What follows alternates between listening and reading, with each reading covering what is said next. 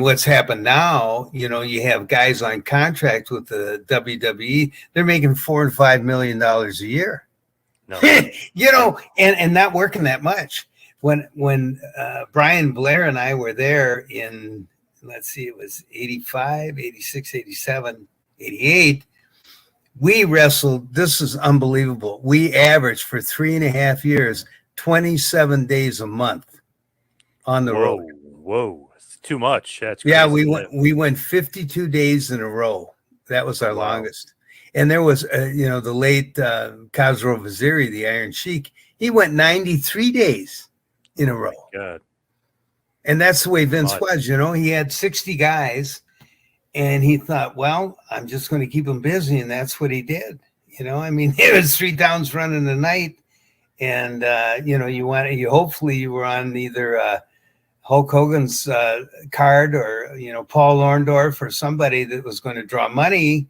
And at that time, in the 80s, middle 80s, almost everything that Vince threw on the wall drew money. So, it was good for everybody. But, it still bothers me that professional wrestling, and I have no idea where they're at now in terms of the AEW or the WWE in terms of providing for their talent. I know when I was there, you were called an independent contractor.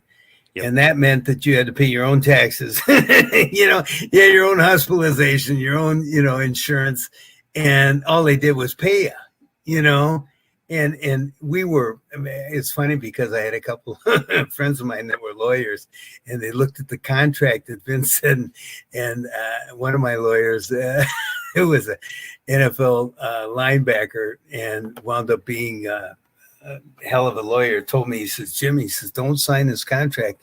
He says, you're nothing more than an indentured slave. Wow. Not good. Not good. No, not good. But hey, if you want to wrestle, what else are you going to do? Right, because he'll just get the next guy who will just take your place in 2 seconds. Exactly. And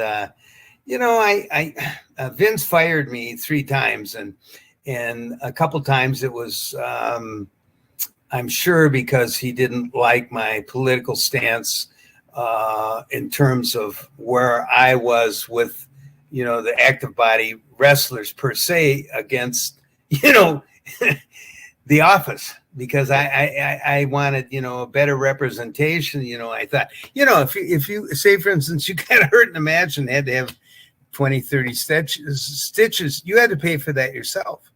They didn't pay it for you, and you tried to give them the bill, they wouldn't pay it. You're an independent contractor, and and I remember our original contract with Vince said that the talent was going to get 25% of outside revenue, 25% of the gross outside revenue. So that was dolls and stuff like that wasn't, in with the WWE.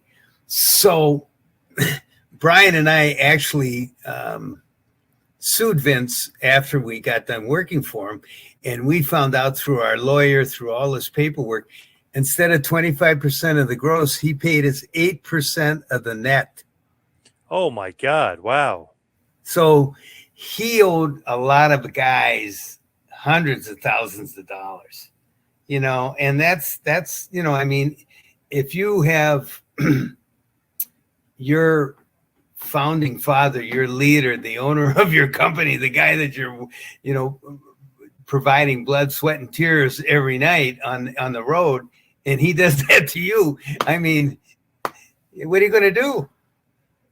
Yeah, not good at all. Hey, is that why you're not in the Hall of Fame? Is that why the Killer Bee is not in the Hall of Fame? Because of the lawsuit? They've got guys in the Hall of Fame that, the Rock and Roll Express, they were a good team down south. They never worked in the WWE. Thank you for watching the Hannibal TV. Please like this video if you enjoyed it and click the subscribe button to not miss any of our latest shoot interviews,